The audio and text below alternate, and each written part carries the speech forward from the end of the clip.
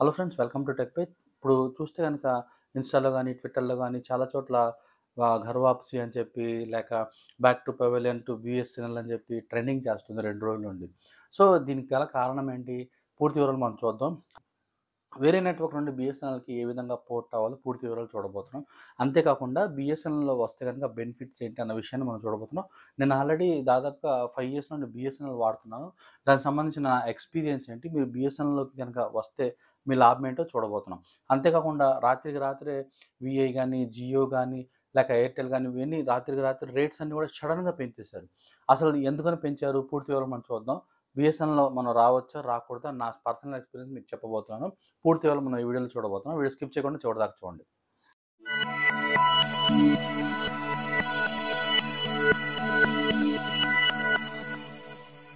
Welcome back friends. మ్యాటర్‌లోకి వెళ్ళే ముందు చిన్న రిక్వెస్ట్ ఫ్రెండ్స్, ఇప్పటిదాకా వీడియోని లైక్ చేయకపోతే లైక్ చేయండి. లైక్ చేయడం వల్ల ఈ వీడియో చాలా మందికి చేరువవటమే కాకుండా మీరు నాకు సపోర్ట్ చేస్తున్నట్టు తెలుస్తుంది.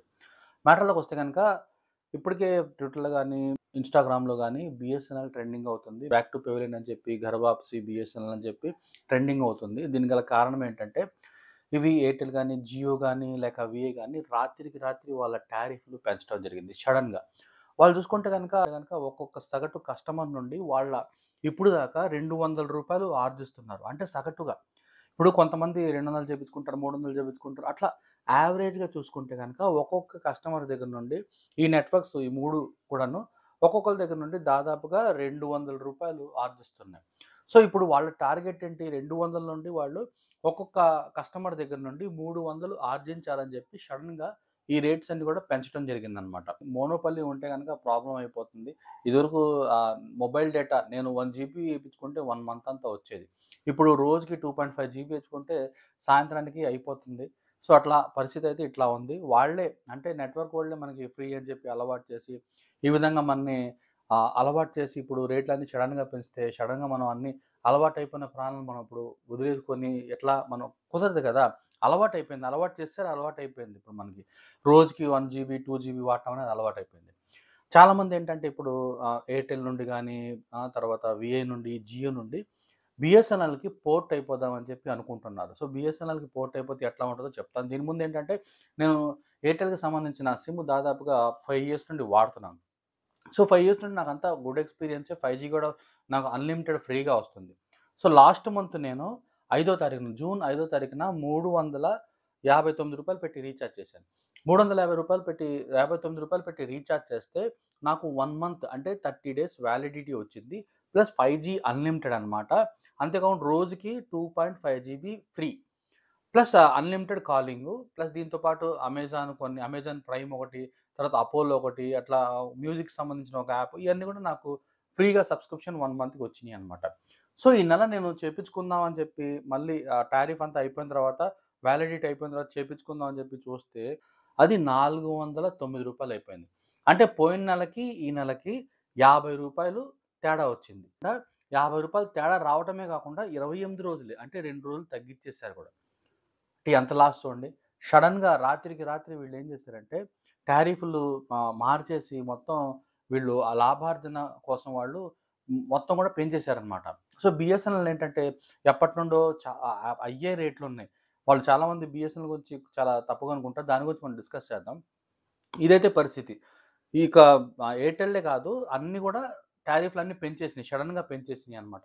సో, జియో గూడా ఎయిర్‌టెల్ మరియు వీఐ అన్నీ 3 గూడా సగటున కొంబక్కయిపోయి మొత్తం ఒకేసారి పెంచడం జరిగిందనమాట. అంటే జియో ఫస్ట్ కొంచెం పెంచింది. జియోని చూసి వీళ్ళిద్దరూ గూడా సడెన్‌గా పెంచేసారు. అంటే వస్తున్న 359కి రూ. 50 తేడా వస్తే అలా ప్రతి రీచార్జ్‌కి గూడాను దాదాపుగా 20-30% హైక్ ఇచ్చేసారనమాట. హైకు పెంచేసారు. సో, ఇప్పుడు ఎట్లా మనం చేపించుకుంటాం ఇప్పుడు ఏదన్నా రూ. 50 నాకు తేడా వచ్చిందంటే రూ. 50 అంటే మనకి చాలా తేడానే గదా! చాలా డిఫరెన్స్ కదా! మన దాంట్లో మన బడ్జెట్ నుండి తీసి రూ. 50 మనం అందులో ఎయాల్సుంటుంది. సో, ఇప్పుడేంటంటే అలవాటయిపోయింది కాబట్టి నేను మళ్ళీ రీచార్జ్ చేపించుకున్నాను. చాలామందేంటంటే ఇట్లా మరి ఇప్పుడు రూ. 50 పెంచారు కాబట్టి ఏపించుకున్నాం. మళ్ళీ కొంతకాలానికి మళ్ళీ వాళ్ళు ఒక రూ. 100 పెంచారనుకోండి మనం రీచార్జ్ మళ్ళీ చేపించుకోలేం గదా! కష్టం గదా!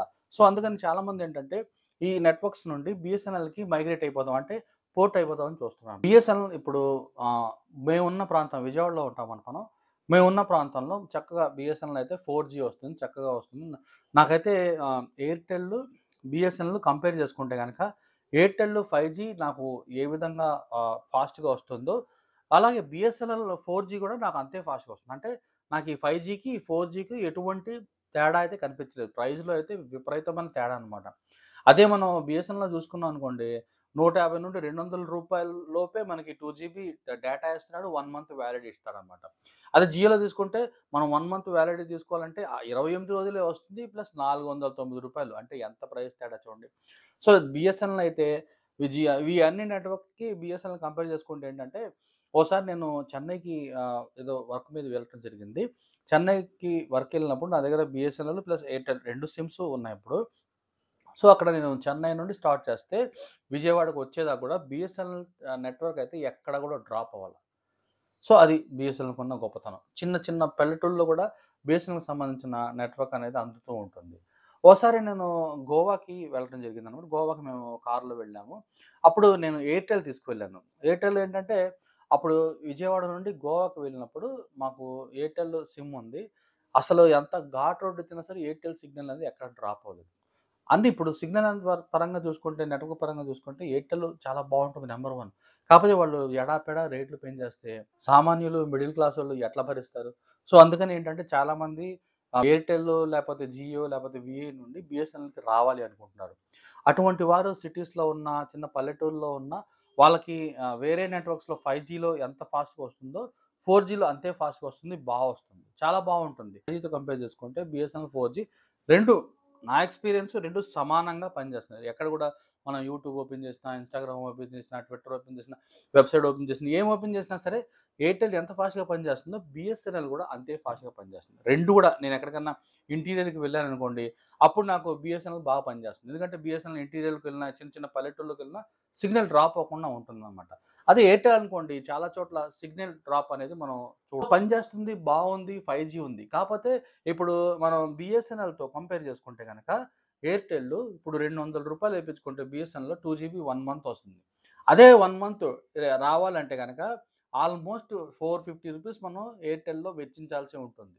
సో, అందుకని ఏంటంటే చాలామంది రూ. 200 50కి 50 తేడా రూ. 200 మనకి స్ట్రెయిట్ అవే తేడా వస్తే మనకి స్ట్రెయిట్ అవే సేవ్ అయితే మనకెంత బావుంటుంది. అందుకని చాలామంది ఏం చేస్తున్నారంటే ఈ రేట్లు భరించలేక, బరాయించలేక చాలా నెట్వర్క్స్ నుండి బిఎస్ఎన్ఎల్‌లోకి పోర్ట్ అయిపోతున్నారు. బిఎస్ఎన్ఎల్‌లో పోర్ట్ అయిపోతే ప్రాబ్లమ్ ఏం లేదు. గవర్నమెంట్‌ది సంబంధించిన నెట్వర్క్ కాబట్టి ఇబ్బందేం లేదు. మనకి ఎడాపెడా వాళ్ళు రేట్లేం పెంచరు. మనం దాదాపుగా రూ. 1900 ఇస్తే 1 ఇయర్ పాటు అంటే 365 రోజుల పాటు మొత్తం 1.5 జీబీ అట్లా 1 ఇయర్ పాటు మనకొచ్చేస్తుందనమాట.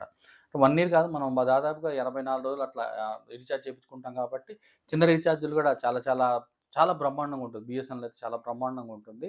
మీకు కావాలంటే వేరే వీడియోలో బిఎస్ఎన్ఎల్ పూర్తి టారిఫ్ కూడా మనం మాట్లాడుకుందాం.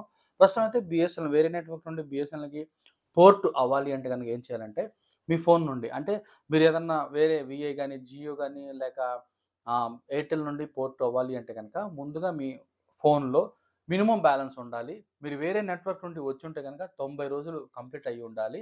మినిమమ్ బ్యాలెన్స్ మామూలు టాక్ టైమ్ బ్యాలెన్స్ మనం ఏసి స్పెషల్ బ్యాలెన్స్ కాకుండా మామూలు బ్యాలెన్సు ఒక రూ. 10 మీరు రీచార్జ్ చేపించుకొని పోర్ట్ అని చెప్పి మీ ఫోన్ నుండి పోర్ట్ అని చెప్పి స్పేస్ ఇచ్చి మీ నంబరు అక్కడ పోర్ట్ అని చెప్పి రాసి స్పేస్ ఇవ్వండి. స్పేస్ ఇచ్చిన తర్వాత మీ మొబైల్ నంబర్ ఏదైతే ఉందో దానికి మొత్తం తప్పులు లేకుండా ఎంటర్ చేసి 1900 అనే నంబర్‌కి ఎస్ఎంఎస్ చేయండి.